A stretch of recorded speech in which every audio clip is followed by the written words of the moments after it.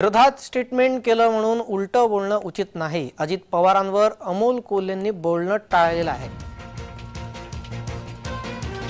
अमोल कोल्हे यांनी अजित पवारांवर बोलणं टाळलं। अजित पवार यांनी अमोल कोल्हे यांना खुलं आव्हान दिलं। त्यानंतर अमोल कोल्हे यांनी अजित पवारांवर बोलणं टाळलेलं दिसलं।